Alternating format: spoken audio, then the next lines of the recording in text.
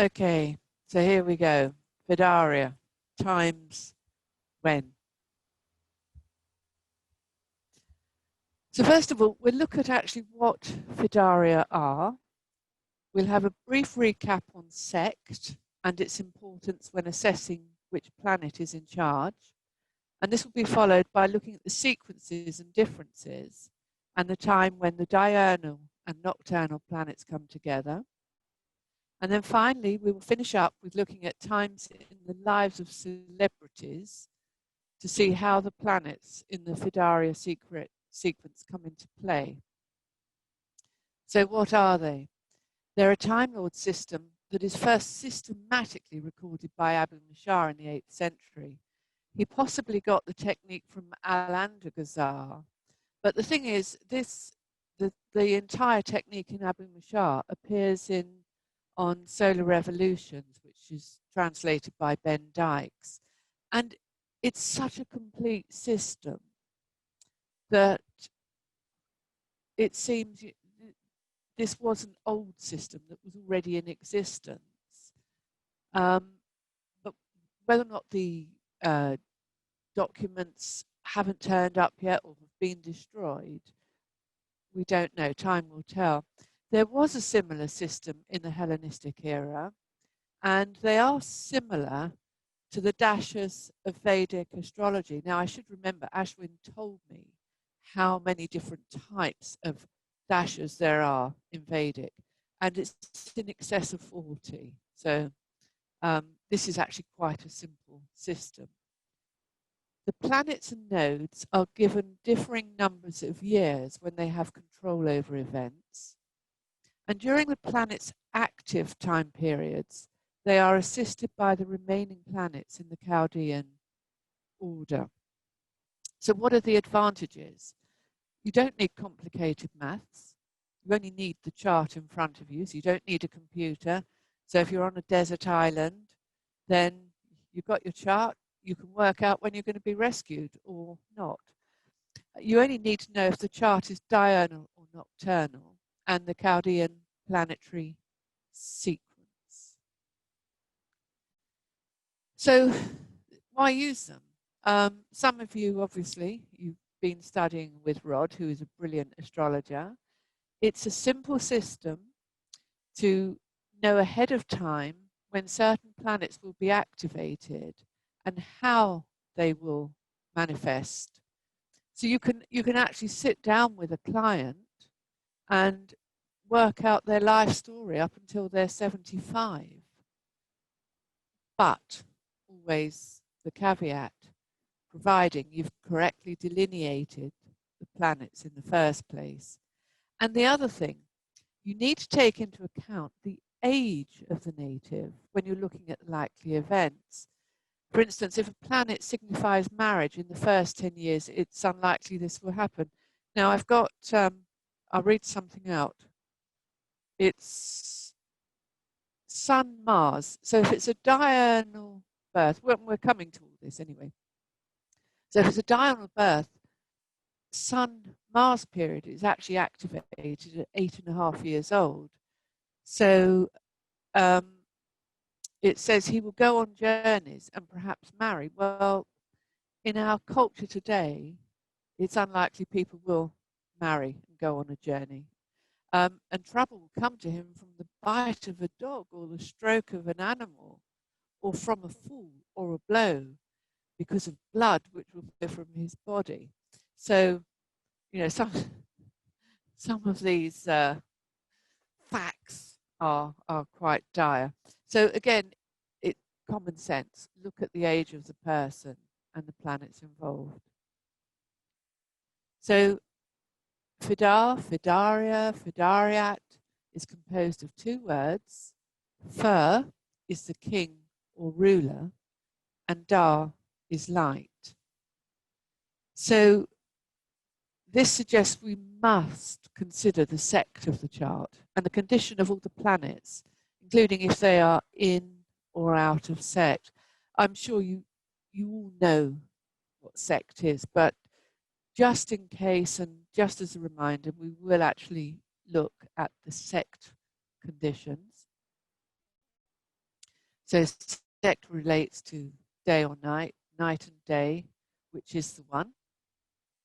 So it's determined solely by the position of the sun. When the sun is above the horizon, it's a diurnal chart. I know this is basics, but it never hurts, I feel, to reinforce what we already know.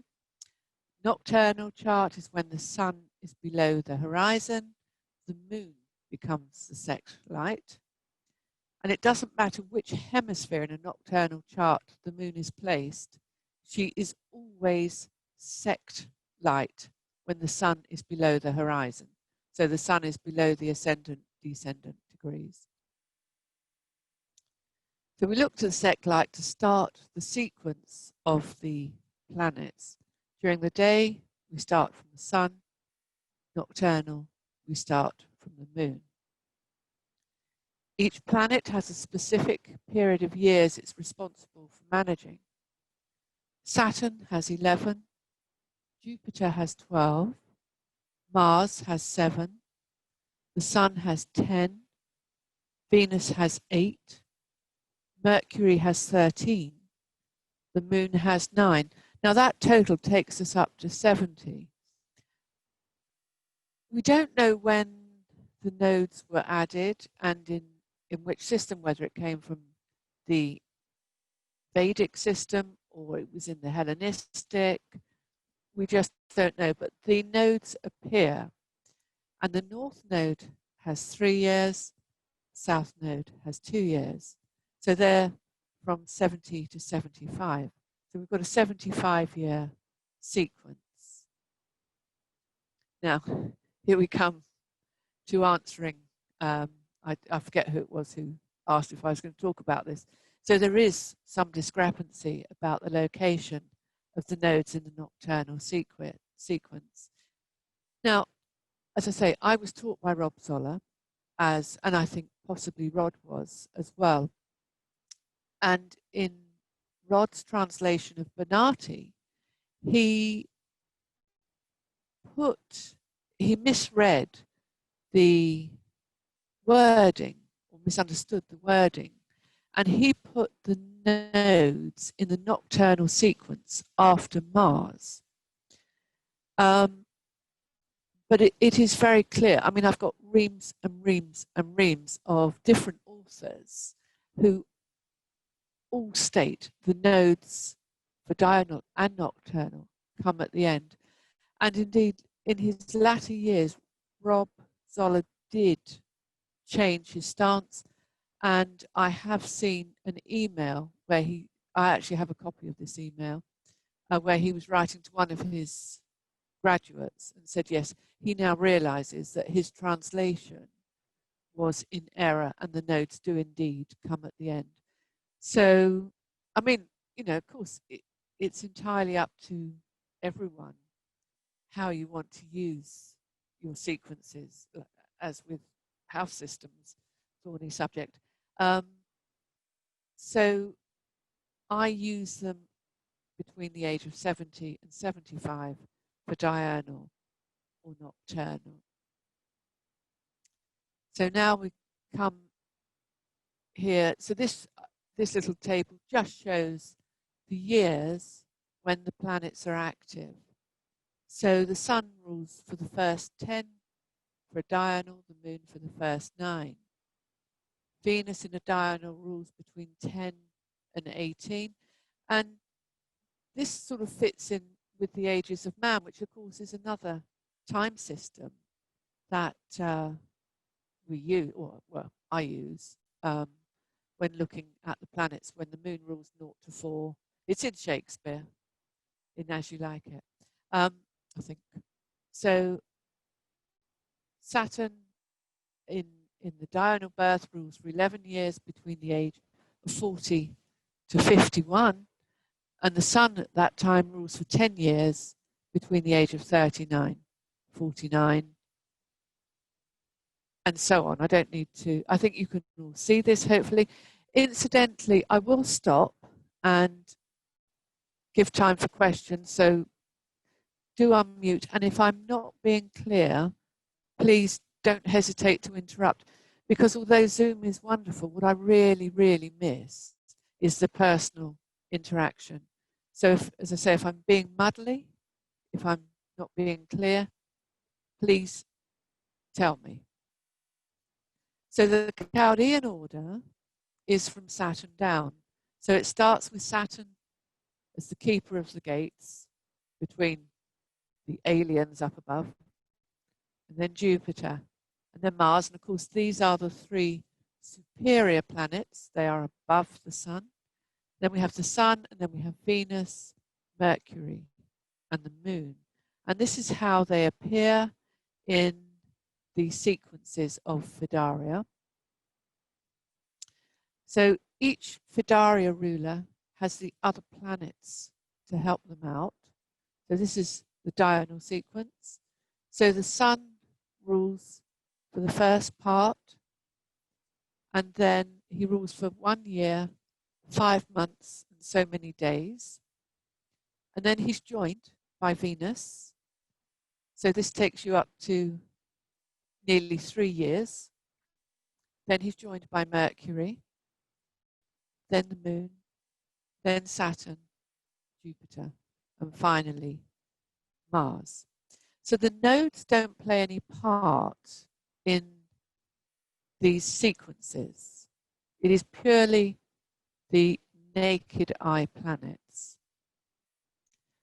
The nocturnal sequence starts from the Moon, and her period being 9 years, it's 1 year and 3 months.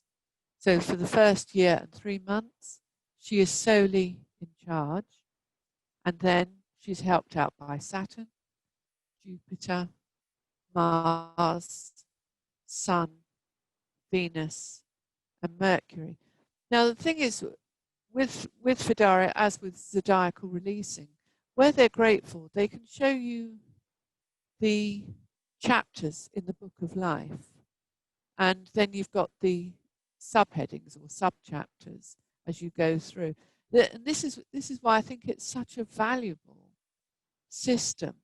And people say, "Oh, I've had this said to me by a modern astrologer." Well, that's ridiculous, because it doesn't change for people if they're born at day or night. But of course, what does change is the condition of each and every planet. And if you understand the traditional sect applications, then there is a great deal of difference between the two. So that's the end of my rage against modern astrologer telling me it doesn't, it's stupid. Anyway, on we go. So Saturn, his actual periods, 1 year, 6 months and 26 days. Jupiter is 12 years. So remember, this is divided by 7. 1 year, 8 months, 17 days. Mars, because his rulership is 1 year, is 7 years. It is very neat and tidy. It's 1 year. Sun is 10 years, so that equates to 1 year, 5 months, 4 days. Venus, 1 year, 1 month, 22 days. Mercury, his period is 13 years, so it's 1 year, 10 months, 9 days. And Luna is 9 years, so it's 1 month, 1 year, 3 months, and 13 days. And of course, you see, you can use Firdaria in mundane astrology. It doesn't just stop at natal astrology.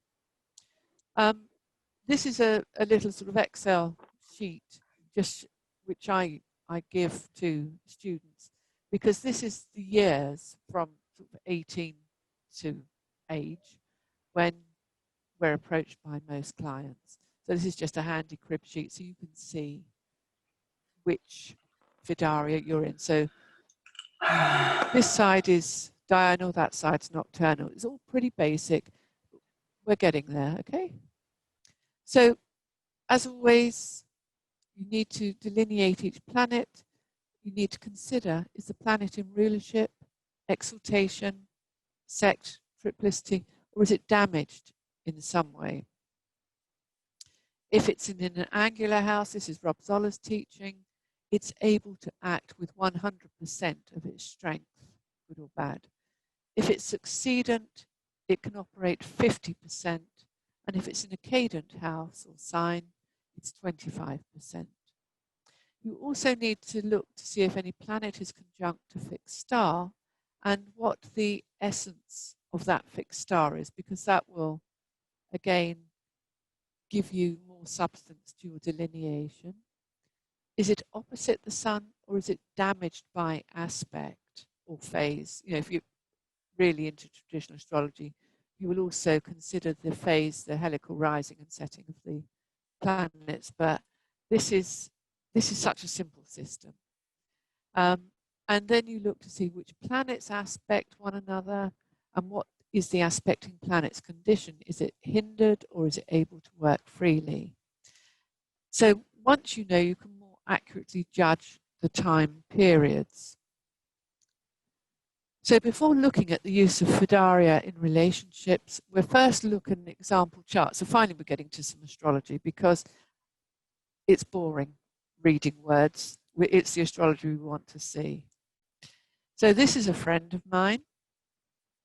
So first of all, I look to see which sect. The sun is just below the descendant, so it's a nocturnal chart. The moon is the sect leader. So this is from Solar Fire, this table.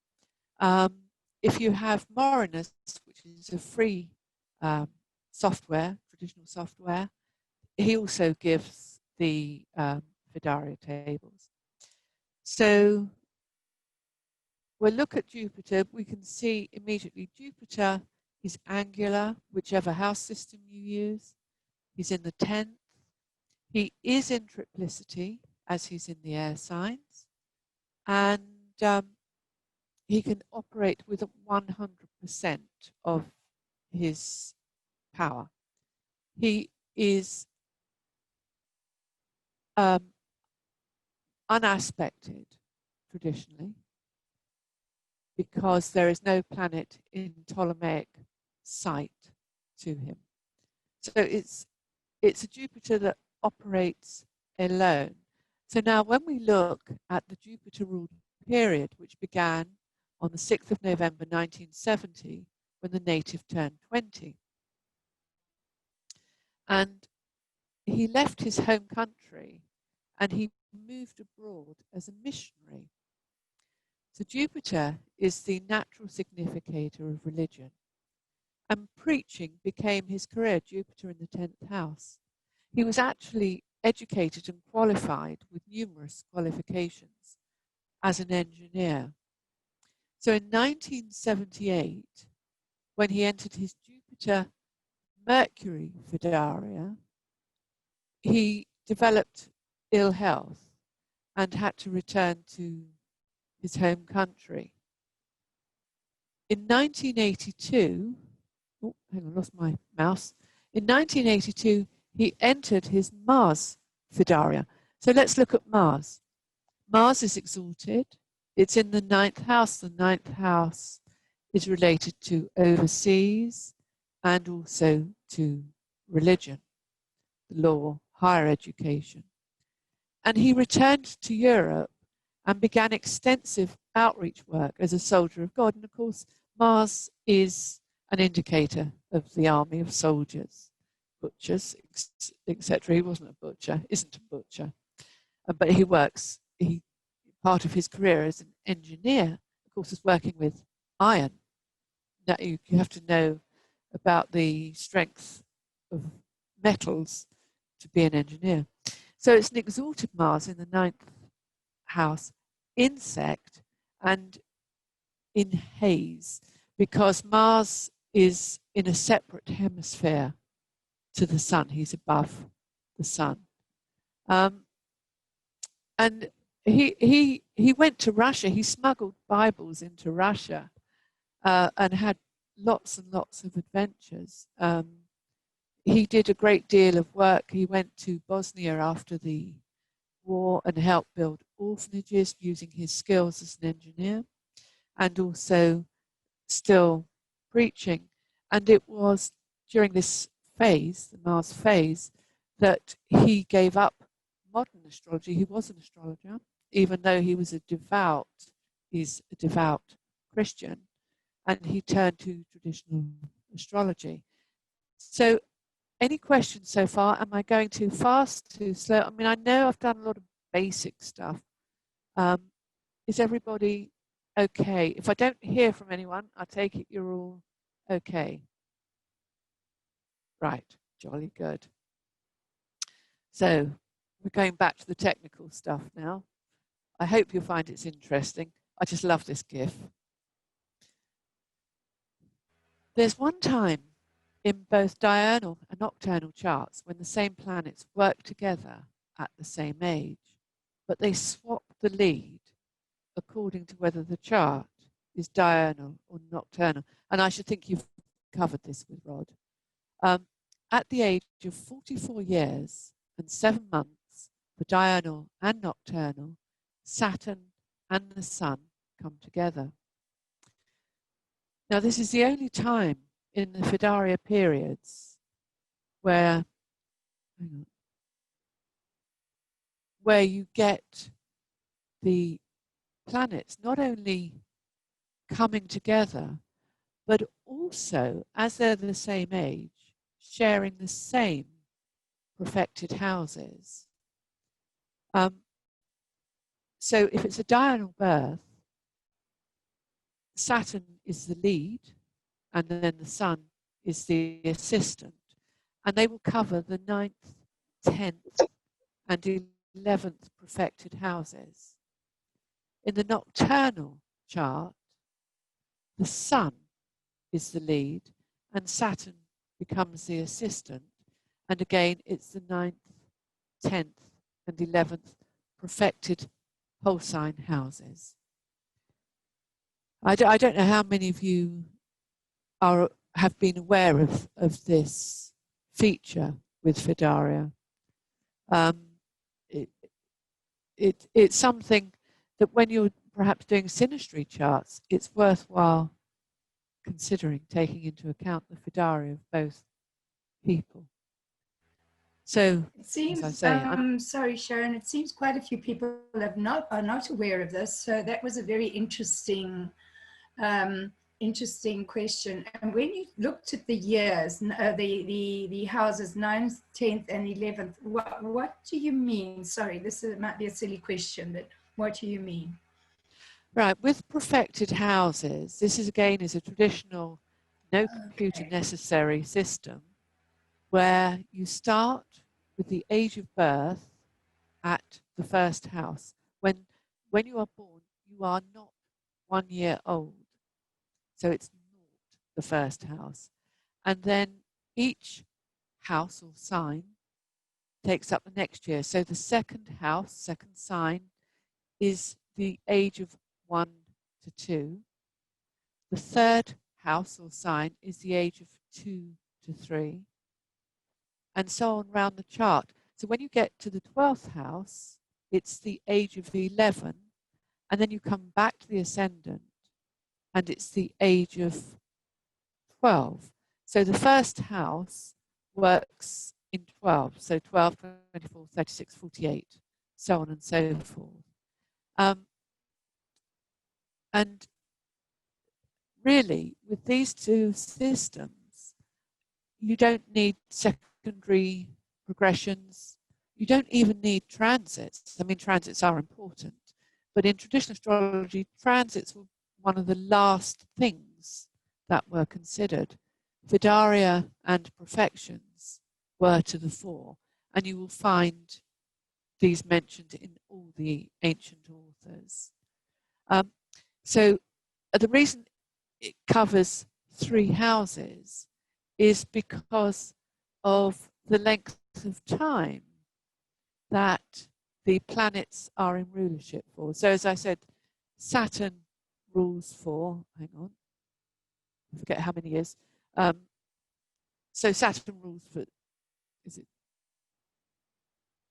10 years, I think? No, Sun rules for 10 years. So this is why you cover the 3 houses. A lot of, as you see here, at the age of 40, Saturn rules in the diurnal chart, and he covers the 5th house. But the Sun, in a nocturnal chart, rules from the age of 39. So he's only in the 4th house. Have you all followed that? Yes, thank you, Sharon.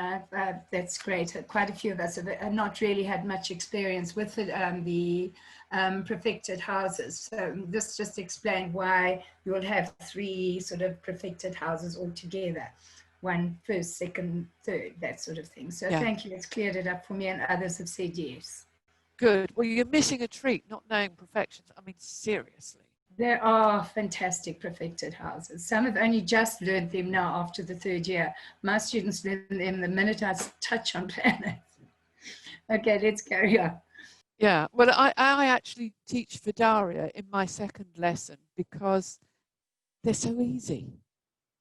Anyway, so as I say, when you come to do synastry work, this can, looking at the Firdaria and whether or not the charts are diurnal or nocturnal, can go a long way to helping people understand or make the best of their combined chart. So if they're born day or night, they will experience different planets at different times and in different ways, not just because they've got different charts. So it's such a valuable system, this. So now we come on to the charts. You all know Amy Winehouse. I'm sorry I couldn't find any really good timed South African charts. That I always try to find people of the country, but I couldn't get enough information. So I've had to stick with sort of what I hope are internationally known figures. So Amy Winehouse. And she released Frank on the 20th of October 2003, just after her birthday. And it was a global success, as we all know. And she was in her Jupiter, Firdaria. So when we look at her Jupiter, we see he is angular by sign. So when you use whole house signs, we still take a planet being angular, even though it's below the descendant line. So he's at home, he's in his own terms, he's incredibly strong. He can see the MC bisextile. He can see the Sun, again bisextile. And he can see Venus and Mars by trine. So it's a very powerful Jupiter. So you could quite confidently say to this client, when you enter your Jupiter period, it looks that it will be quite successful. I mean, unless you knew they were going to, in the entertainment industry or in politics, you perhaps wouldn't say, well, you're going to become a global figure. But you would be able to say with confidence, once you enter your Jupiter Firdaria, you can expect success in your endeavors, in what it is you choose to do. And especially this first year. Now, she was actually in her perfected 9th house year. So the MC was activated along with this Jupiter. Is that quite clear? Good. No comments. Now, Walt Disney, we all know who Walt Disney is. And incidentally, this table is from the Morinus system. So now you can see what it's like. So again, looking at his Jupiter period, so let's assess his Jupiter. Now, this is one of the things where modern astrologers, and indeed in a lot of traditional writings, you will see, oh, Jupiter's in its fall. It's really bad. Yeah, Jupiter's not comfortable, but you must always look at the other planets to see who can lend a helping hand. So here we see Jupiter is with Venus, the lesser benefic. She is in triplicity. He is with Saturn, who is the ruler, and he's holding hands with this Saturn. So Saturn's saying to him, look, I know you're not comfortable here, but stick with me, fella, and you'll do well. And then he's with Mars, the fighter, who is exalted. And Mars is saying, hey, I've got this gig, Jupiter, you're going to do okay. And so we look and see which houses Jupiter rules. So Jupiter rules the 7th house, and he rules the 4th house. So we would be able to say to this client that when you enter your Jupiter period, it's angular signs. So you're likely to see some changes in your situation. Things may not go quite as you hope initially, but they will work out well. And in his Jupiter Sun period, on the 13th of July, he married his wife, and they had a very happy marriage, and she provided a lot of stability for him because his home life, his young life, wasn't that stable. The father was somebody who got through money, who uprooted the family constantly. And I think from when Walt was 16, he lived on his own in Kansas in one room, and he could only afford cans of baked beans. That's what he lived on. So there you can see that the early lives were difficult, but he was happy. He was happy. And then when we come to his Mars period, so we've already seen Mars is in the 5th house. It rules the 8th house of other people's money, and it rules the 3rd house of basic communication. And Mars is, as I say, exalted. It's with its ruler. It's with the 2 benefics. And in 1933, he started achieving great success. He'd already produced Steamboat Willie, which was the first animated cartoon ever. And in 1933, we had Snow White. And he then went on, I think for 7 consecutive years, for that Mars period, he won Oscars every year. The Snow White Oscar was a big Oscar, and then 7 little Oscars. The first time that the Oscars broke with tradition, because Snow White was such a groundbreaking film. And really, we owe the films of today to the work that Walt Disney and his studio did. So, as I say, when you look at a planet that normally people would say, "Oh my God," and pull your hair out. When you look at who he's surrounded by, he's helped, and he's able to work. He's in a succeedant house, so Jupiter can work with 50% of his power, and he is always the greater benefic. No matter what, he will always do his best. Okay, another hero of mine, Bruce Lee. Now, he married on the 17th of August, 1964, in his Mercury-Jupiter period. So we can see this is an interesting chart to play with, actually, whether or not it's diurnal or nocturnal. His sun is just on the horizon. And if you run a program like Stellarium, you can see that actually you can't see the body of the sun, but the rays are up there, which is why I say this is an interesting chart to play with. So let's look at his Mercury, which rules his 7th house, and it rules his 10th house. So 10th house is about status, and traditionally marriage was not only the 7th house, it was also the 10th house, because particularly for women, they changed their status. So here's his Mercury, hidden, combust, in the 12th sign, in a water sign, pretty mute, doesn't say a lot, to all intents, peregrine, but it's with its ruler, it's with Mars, and it is with the light of life. And even if you decide he's a nocturnal chart, he's also with the sec light.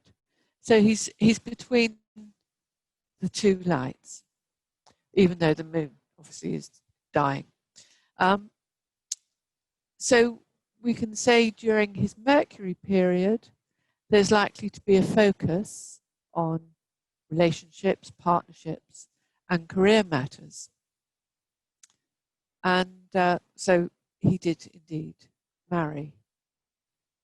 And this is from Shona. And this is where modern astrologers throw their hands up in horror, because traditional astrology is so black and white. And this is talking about the Alfreda of Mercury and Jupiter. He will associate with the likes of kings. Base men will go against him and will quarrel with him, but he will escape from them. He will gather gold and silver and will perhaps ascend to great dignity. Now, one of the things that happened early in the Mercury phase was the Chinese did not like him teaching this art to Westerners, and he was pitted against a much older expert. And the agreement was, if he, Bruce Lee, beat the expert, he would be allowed to continue to teach to the Westerners this art. And of course he won. He won hands down. I mean, he was just amazing. So he will build a noble building in which he will rejoice. He will not esteem liars and lies.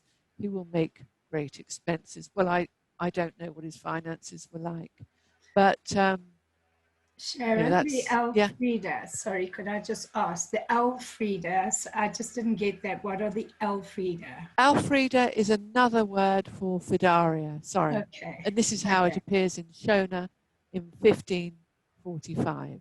Okay, thank you. Anybody else got any questions?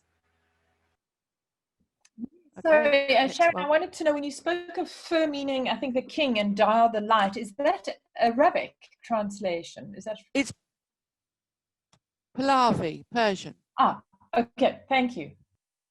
Okay, and I got that from, I adore him. And I tell you, this is one guy you should have. Drat. He's in Iraq, actually, which is why we have so little contact. Anyway, he's wonderful. Anyway, back to this.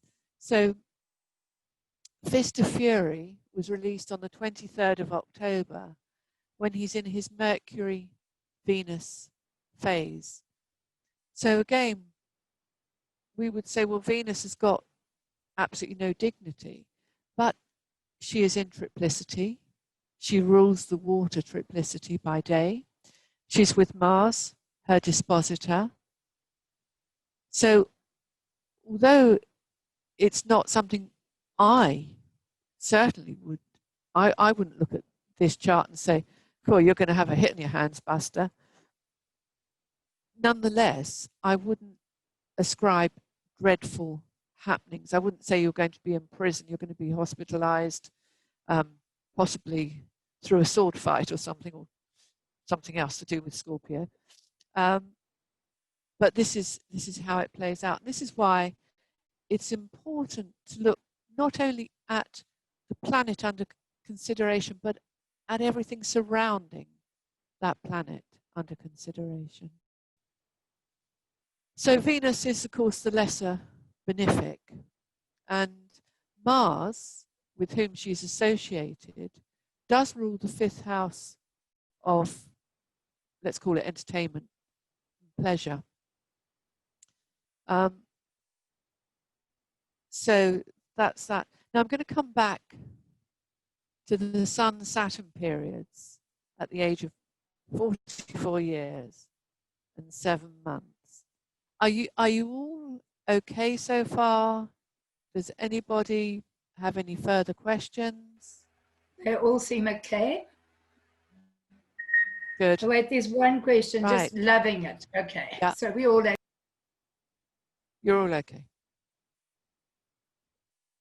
You see, this is where, I mean, I'm so grateful for Zoom that we can all be together, but this is where I miss the personal interaction of us being able to chat and discuss and sort of say, well, I think this, I think that about this and that planet. Anyway, so I'm going to the next couple of charts. I'm focusing on the Saturn-Sun periods, so you can hopefully get a flavor as to how these will work out.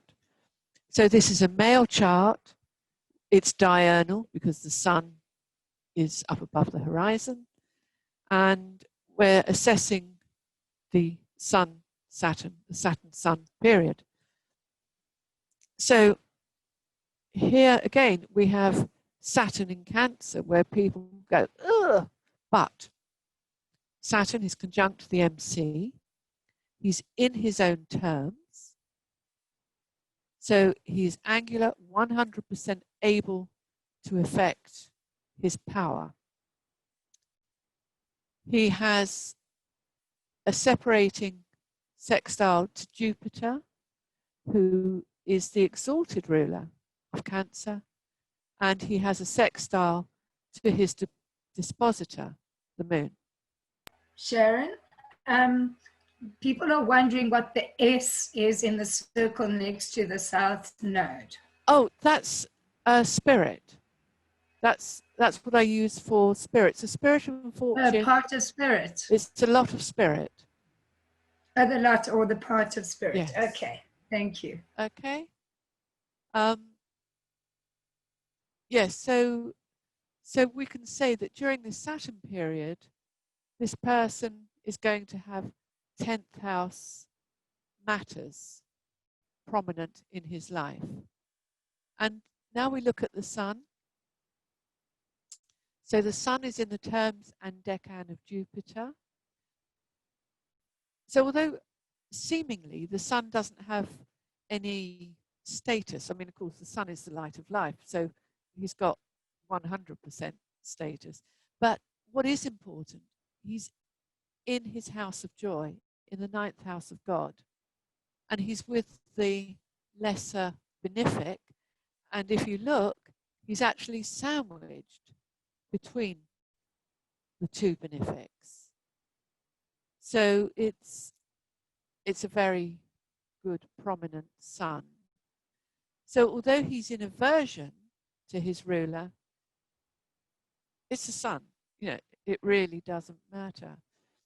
So we can say that during this 44 years and 7-month period, the Saturn-Sun period, the houses that will be activated are the houses where these two planets are positioned. So we've got 9th and 10th house matters. So we can say religion, foreign affairs, overseas, career, public status. And then the 4th and the 5th, it will be matters to do. The 4th and the 5th, obviously, because it's Saturn's rulership. So it will be matters to do with home, family, heritage, entertainment, etc., ambassadors, children. And because the sun rules the 11th, it's the 11th house of hopes and wishes. So any observations, any questions anyone wants to make so far? Sorry, just remind me, whose chart is this we're looking at? Sorry, Sharon. Well, I haven't put up who the charts are until I've delineated them, because I don't want people thinking, oh well, yes, you know, and making things fit. But you're coming now to who this chart is. Okay? Ready, steady, here's the unveiling. JFK. So I'll come on to his events in a minute, But first of all, we'll look at a nocturnal chart now.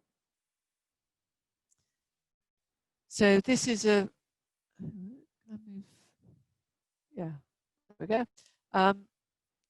So this is a female chart.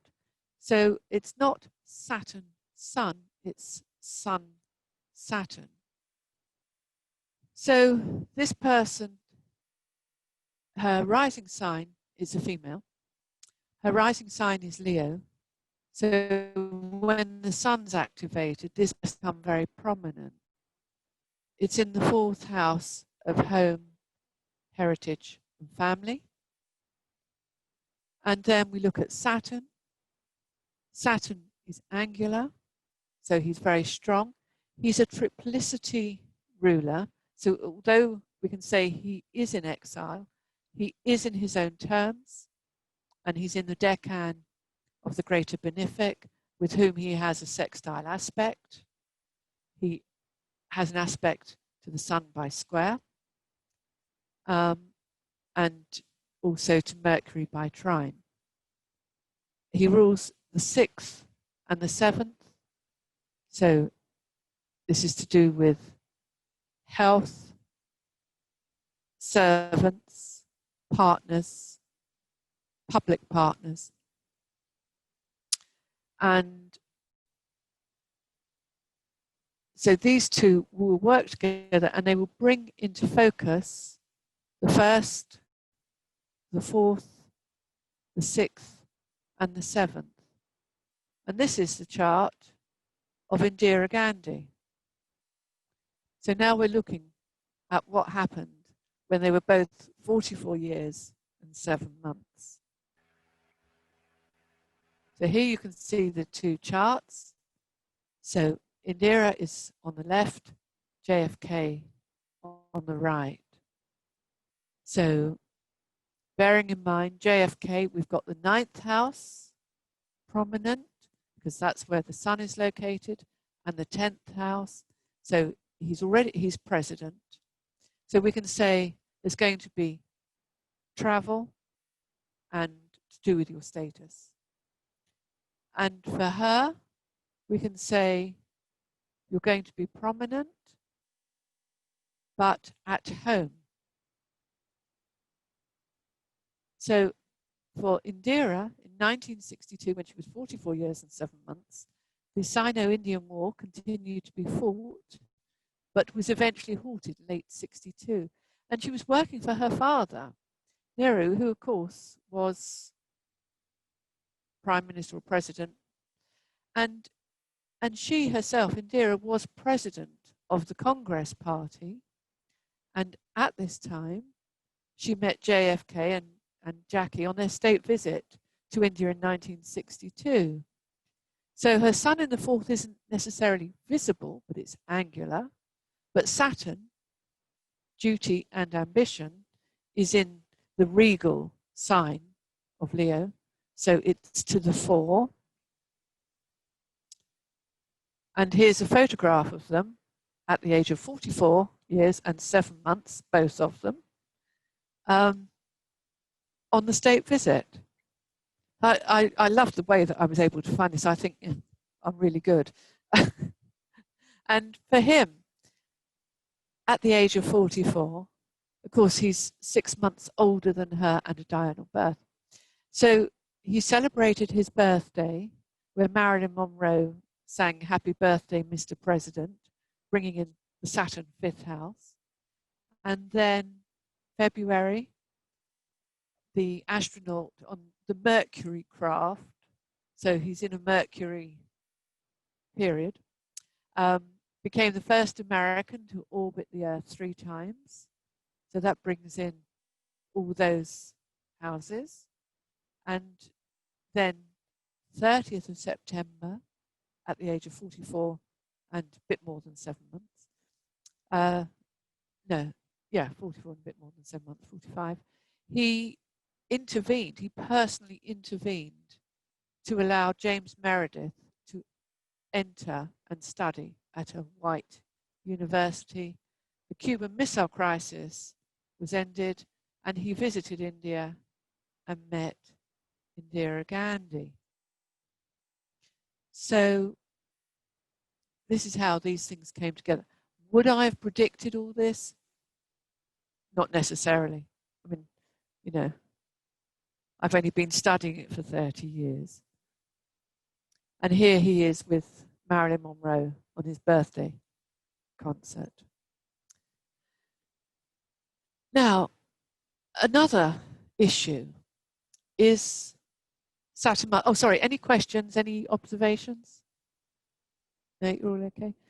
So Saturn Mars, and again, I'm going back to my revered and much loved teacher, Rob Zoller. Rob said, periods when Mars and Saturn are involved are always dicey. Warn your clients. Now, I'm going to read out some stuff. So I'm sorry, there's going to be no pretty pictures, and there's going to be a load of words. And this is from Ben Dykes, talking about the solar Firdaria, book 4. And it says, Mars distributes the Fardar of Saturn. So again, we're looking at another word, Firdaria, Fardar is all the same thing. It indicates that in his distribution, he will have a bad condition and something detestable will find him in it. Perhaps he will fall from on top of a house or from a riding animal, or a calamity will affect him. Or he will quarrel harshly with his woman and others besides her. The people will be hostile to him and will lie about him, and his family will become ill with a harsh illness, or his child will die. So, you know, that's pretty dire. But of course, if you look and you've got an exalted Mars and you've got a strong Saturn, that's not going to happen. Now, where's my Mars? That's the Saturn Mars. Sorry, I managed to jumble my papers up. I mean, I've only got 3 papers and I jumbled them up. Right, so the Mars, Saturn. So Mars distributes for 1 year. The Saturn, sorry, in the Mars Fidar distributes for 1 year. And it indicates that in this year, types of detestable things will afflict him, tribulation, and his son will die, and some of his assets will leave his hands, and losses will be imposed upon him, and he will become ill with a powerful illness, or a quarantine fever will seize him, and his reason will become confused. And then he'll be safe from it, or his relatives and women will hate him, so he will divorce her, or estrangement will occur between them, and a bad ailment will affect his male children, and it will corrupt his temperament, or he will die. So I think when you look at the Mars Saturn periods, it's the age of 37 for a nocturnal birth, and the age of 43 for a diurnal birth. So these things that the ancients wrote ain't necessarily so. But nonetheless, it is worth considering, because again, when you look at the perfections, when Mars and Saturn are activated, interestingly enough, it's the money houses that Mars and Saturn fall across. So with the nocturnal Mars Saturn period at the age of 37, this affects the second house in the perfections. So when we think of the action of Mars cutting Saturn stonewalling, it would be perhaps a time when you would say to your client, be careful around your finances. Don't make hasty speculation or hasty judgments. Make sure you research your facts before you do any investing. Make sure what you're buying is sound. Have it checked out. And with the Saturn Mars at the age of 43 for a diurnal birth, this actually brings into play the 8th and 9th house. So the 8th house is partners' money, other people's money or assets. So again, you know, if you've got a client coming to you and they're discussing going into businessship or partnership or indeed anything involving other people and their assets, the same sort of criteria would apply. Just check out that the person's assets are of good condition and what you say they are. So any questions, any observations? I couldn't help observing. I've got a nocturnal chart, and that is when I actually started. I quit work completely, gave up all material comforts, company car, everything, and started into my own business. Just suddenly, boom. Just like that. So I had enough. I had enough, and I suddenly realized everybody else in the company is happy. I'm not. It's time to go full time into my own business, and I did it. So you cut stability. I cut stability, and it was doing my money houses, so that's correct. Yeah.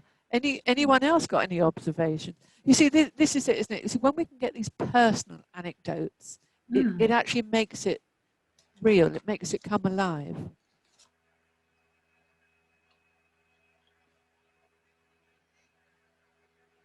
Right. So, as I've said, when you combine Firdaria with perfections, you'll notice certain houses will be activated. And when you consider the Firdaria, you'll see how certain planets add their flavor to your predictions. Oh, this is where I'd forgotten I put this on. So you can see here where I've set it out. So this column is diurnal and this is nocturnal. So you can see the ages at which these perfected areas of life are activated. So always, I think, when you're looking, always consider the malefics, because they are malefic. No getting away from that. But consider their natal condition. So when, for instance, nocturnal birth at the age of 47, you're coming to the Sun-Mars period. So it's the 12th and the 1st. Well, you can literally say, be careful you don't cut yourself during this year. Don't get a scar on your head.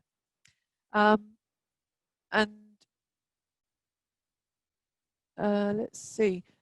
Here at the age of 34, with the moon Mars, they're going to be in their 11th, 12th and 1st house perfected year.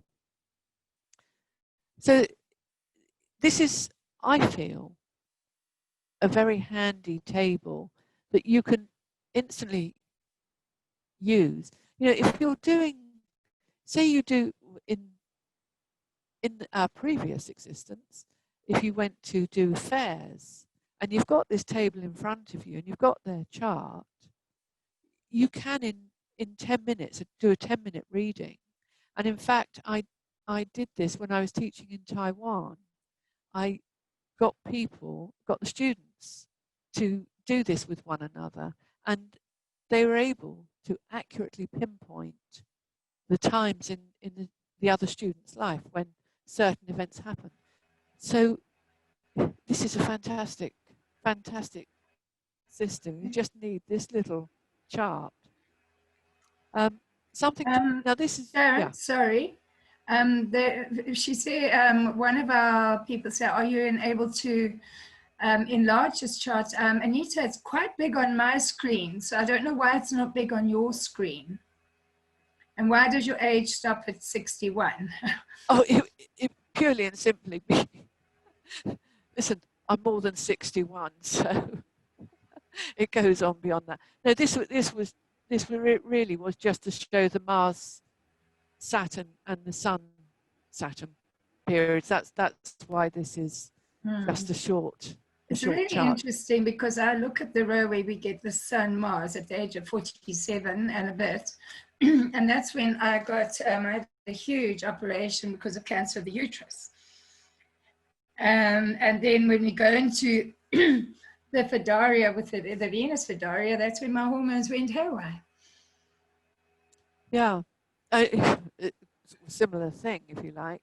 Yeah. Venus rules my 6th house. Mm-hmm. And that was when I had,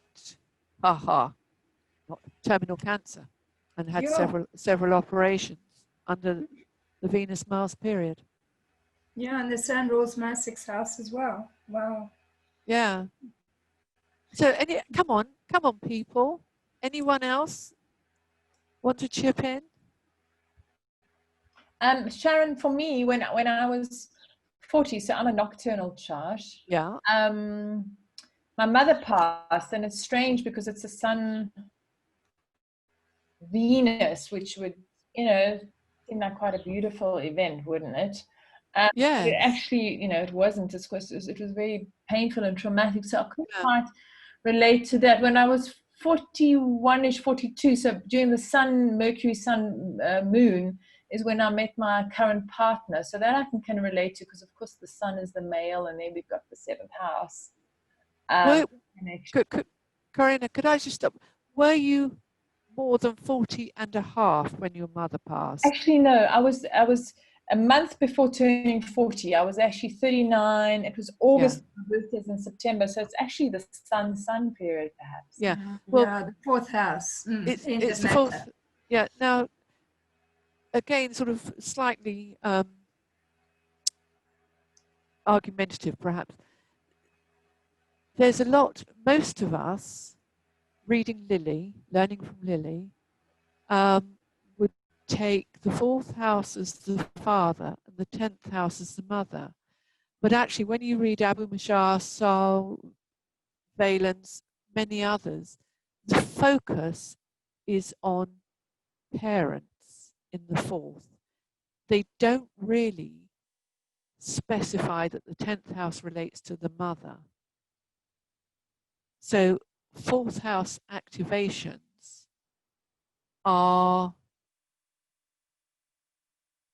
affairs that involve both parents, not just the father and not just the mother. So, that is always worth considering, again, when you're doing client work or looking at your own charts, that the 4th house traditionally relates to your parentage, to your heritage, to both parents. It's only when you're actively looking at the mother, and what they used to do was take the part of the mother or part of the father and then look at the 7th from that part to represent the mother. It was the father's It makes a lot of sense, Sharon, because through all of the trauma and the grief and the heartache of losing my mother, I did inherit her home, which is a very literal aspect of sun 4th. Yeah, isn't it just? I wasn't even conscious of it because she passed away in August. Then I turned 40 in September. I think it took me almost a year before that, I could actually even, how can I say, receive her things, because I never saw what to be mine. But if I look at this very literally, 4th house, sun, even if it took me a year or two to kind of have it sink into my conscious that suddenly her stuff was mine, that is quite a literal explanation of it. This is lovely. Yeah, and you say it took sort of a year and a half. You went into the 5th house, and the 5th, don't forget, is the 2nd from the 4th. It's the assets of the parents. Yeah. Thank you very much. Yeah, and then at 41.9, there, that the 7th house activation is when I met my partner. So, the male, and then of course the the Mercury, in the 7th house of perfection, Lord. This is lovely. I'm learning. This is, like you say, quick and easy and clear, and I'm loving this. I'm really loving it. Thank you, Sharon. Good. Sharon. Yeah. Sorry, Ashwin here. 1 minute. I just think I found out an even more similar visceral manifestation where my mother has a nocturnal nativity, and we had 2 death scenarios in our house, in our family, where my father's mother had passed, and in another 6 months my mother's father passed. So all this was when she was 45 to 46.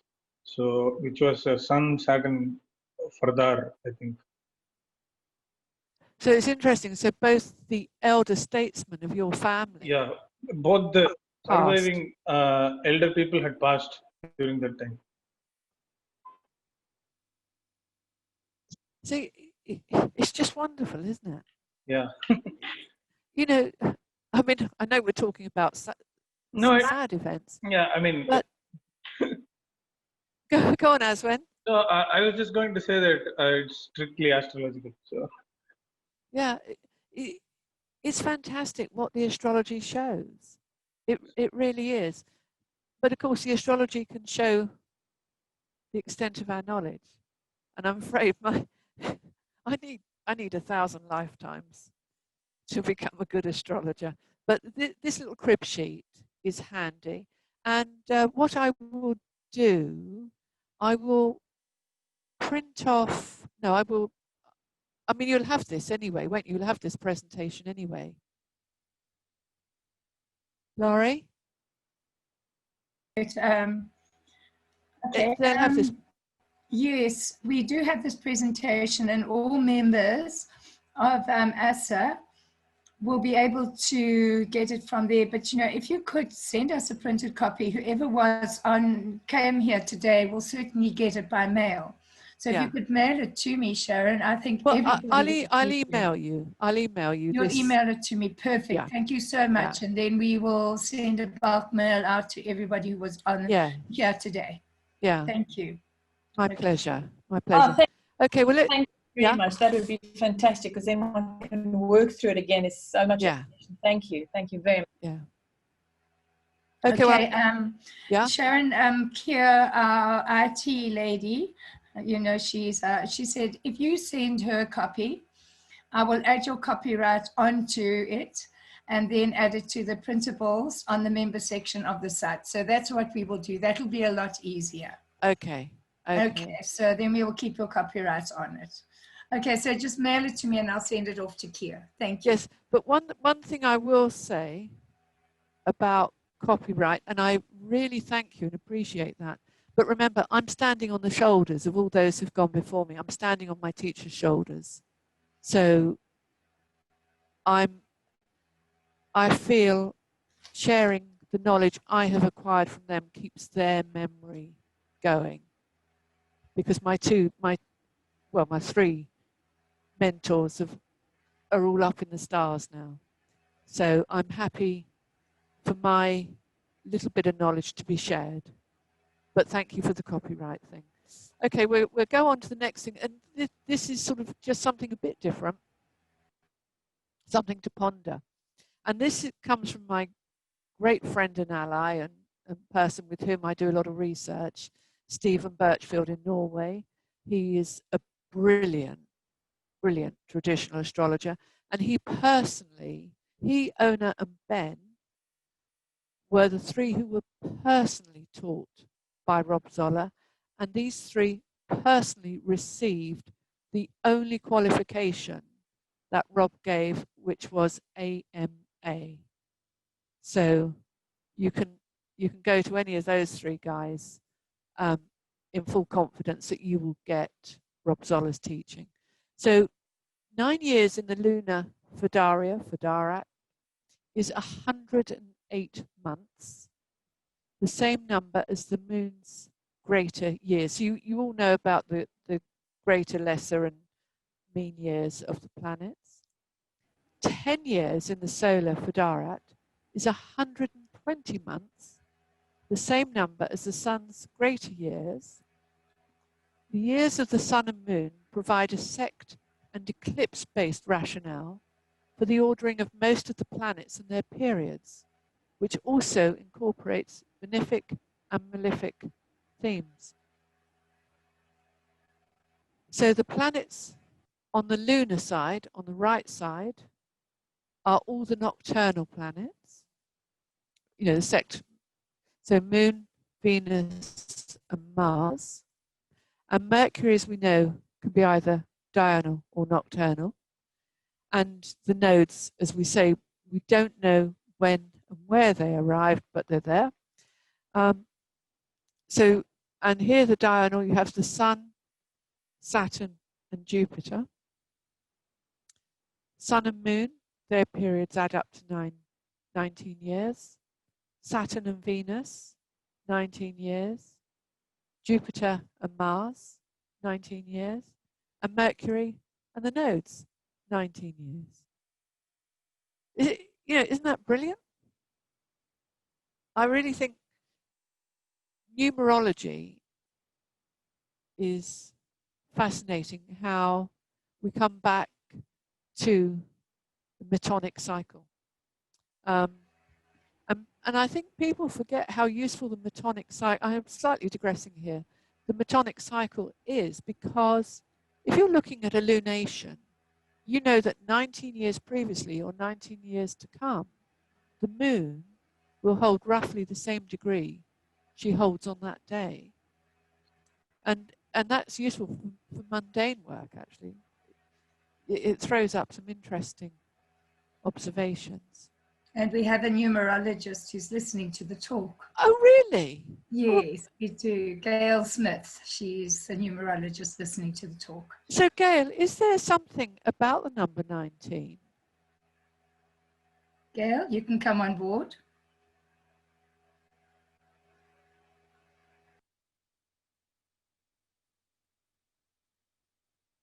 Gail, have you unmuted yourself? Or perhaps you don't want to speak. Okay. All right. Well, that's something you've all got the privilege of having a numerologist that you can discuss the number 19 with. So, okay, I'm sort of coming to the end of it. So Firdaria is a Time Lord system that is dependent on correctly assessing each planet according to the sect of the chart. I know I keep banging the sect drum, but it is vitally important if you're studying traditional astrology. And Firdaria shows the chapters of life, and interpreted correctly, you can help your clients prepare for the ups and downs of life, as shown by each planet and its placement in the chart.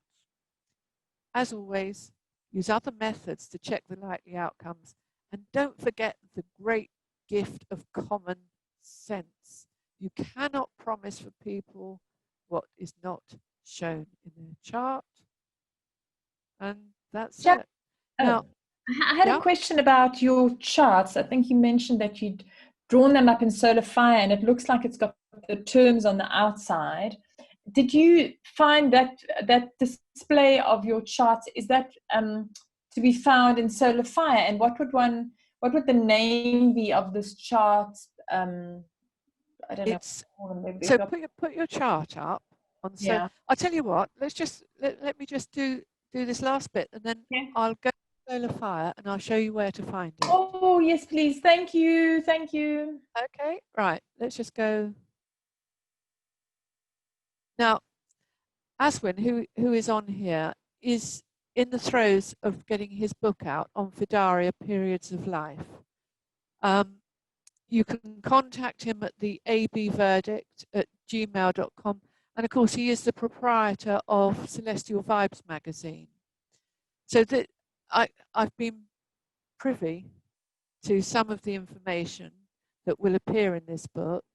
And I think when it comes out, if you are genuinely interested, then this is a must-have book on your bookshelf. It will be a must-have book on your bookshelf. So I hope you don't mind me promoting this, but it will be the only book, to my knowledge, devoted solely to Firdaria. Okay, so I hope you found this interesting. And for those of you that studied with Rod, or studying with Rod still, I hope you've got a better understanding of the application, and you can predict in advance times of fortune and times of challenge. So what I'll do now, I'll get rid of this, and then I shall go to Solar Fire and show you how to get the charts that I use. Okay. Anybody got anything they want to say? At the moment, it just seems wonderful. You know, Ashwin, I'm really, really interested in getting the book. Really, really interested. I'm sure a lot of us here are. Maybe we could do a group buy-in or something like that. I'm sure a lot of us here in South Africa would like it, because we've actually got a bookshop with ASA, so we can get Oh, some. have you? Yeah, so we can get some in for our members and anybody else who wants to buy. So Ashwin, chat to me when you're ready. Good. Okay, so let me enlarge this. No, I have to come back to small. So you put your chart up. Okay, we're going to have to ask you to get out of sharing your talk Oh, yeah. and start a new share. Ah, thank you. I forgot that. Right. Start a new share. Okay, share screen. No, I want that one. Ah, there we go. There you go. Right. So put your chart up and then you go to pages, I think. Oh, come on, do work. Or is it wheel style? Please. No, not that one. Oh, okay. Sorry, hang on. Must be wheel style. Yes. Wheel style, yes. Wheel style. I can't enlarge this. No, it says term ruler, Egyptian wheel 1. Yes. Okay. Now I use Egyptian terms purely and simply because they're used by Dorotheus, Valens, everyone except Ptolemy, who didn't like the Egyptian term system. And he says he found this system in a manuscript, but I think he made it up. He was a neat freak. So his terms, which are solar fire is set to the Ptolemaic terms by default. And when you look at the horary pages, it will be the Ptolemaic terms. It seems impossible to change the horary pages to the Egyptian terms.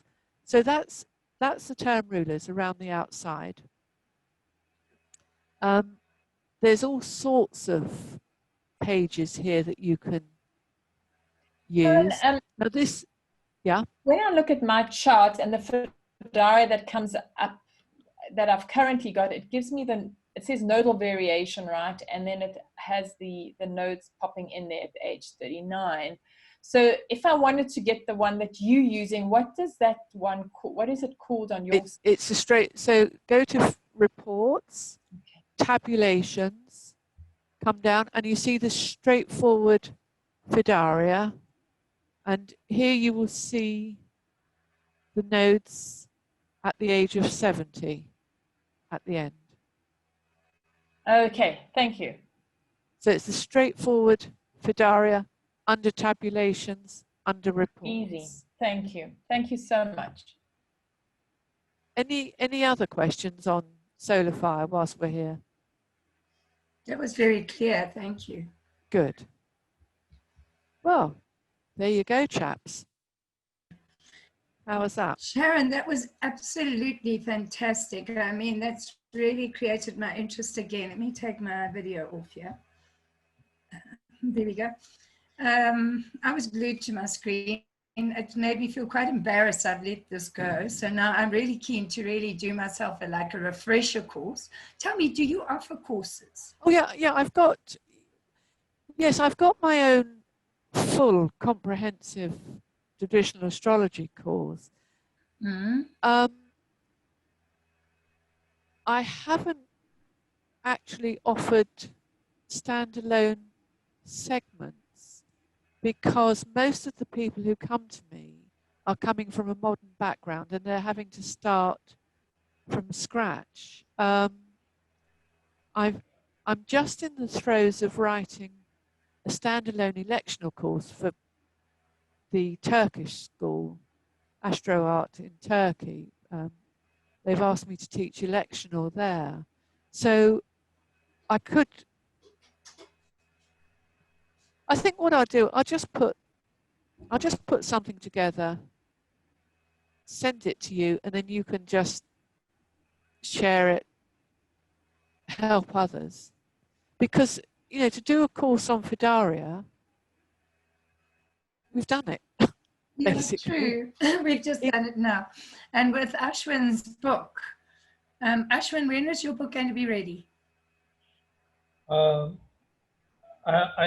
hoping to get it out by the end of this year or by early next year, because there is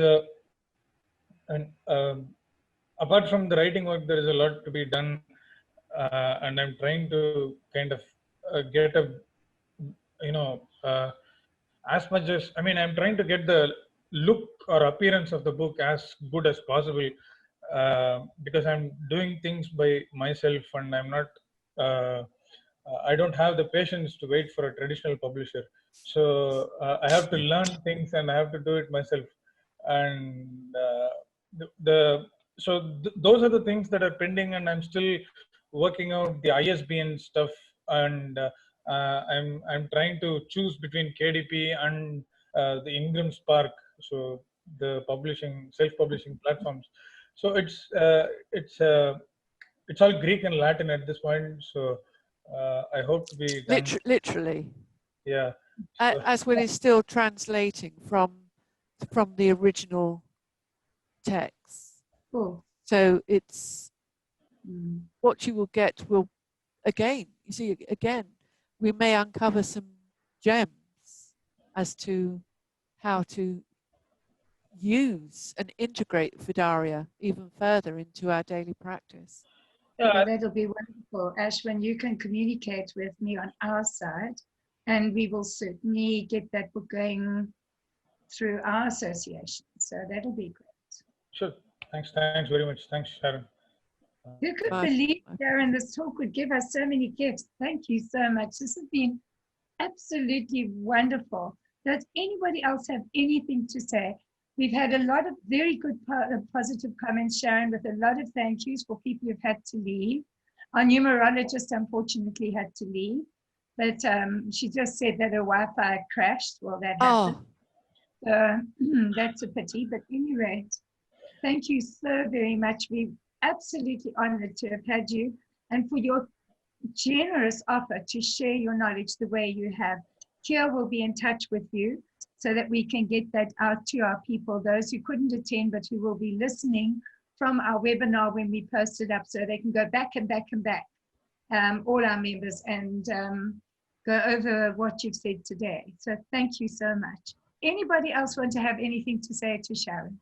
Yeah, I also just wanted to say, Sharon, thank you so much, because I heard that you said that your mom had a stroke, so I'm really sorry to hear that, and that despite all of that, you've still made time to put this lovely presentation to. It's been incredibly enlightening, and I hope that your mom can, you know, get as good as she can under the situation. Thank you for your very valuable time. I loved it. Thank you. Good. Well, that's reward enough. Even one person likes it, my job's done. Well, everybody liked it, so your job was done 23 times over. Good. I mean, the point is, like, I'm writing a book on Firdaria, and I found this thing entirely refreshing, and I found a few new things as well, which you know, I think I have to note down a few points in the book as well.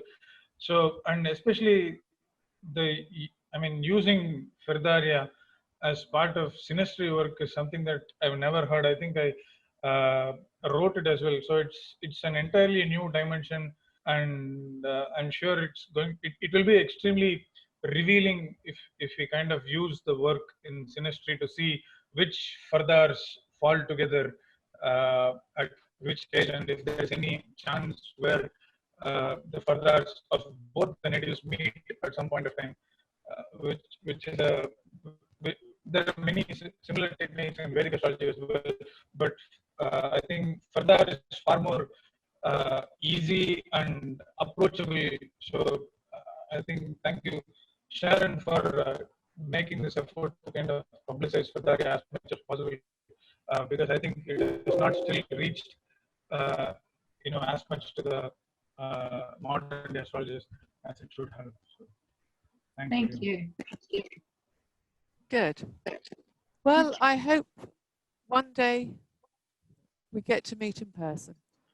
Oh, that would be lovely, Sharon. I'd love to meet you in person. And one day, hopefully, we do well enough to start bringing out speakers here, which would be Yes. absolutely tremendous.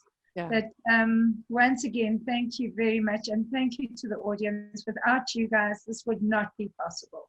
So I appreciate everyone for coming to our talks and supporting us. And we'll continue to try and bring people like Sharon into the conversation and to give us talks and share their knowledge. Sharon, Kier will be getting hold of you for the information for our speakers and to put on our site. Yeah. Okay then. Thank you so much, everybody. Bye, Yeah. everybody. Bye. Bye. Thank you. Thank you. Bye. Bye. Thank you.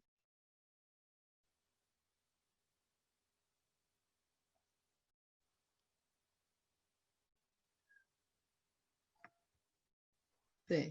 Thank you, Laurie and Keo, very much for all you've done so that this could thank happen you. today. Very, I very, know, very good. amazing. Yeah. Wow, amazing. Good. Cheers. Okay. Bye. Nice to see you, Linda.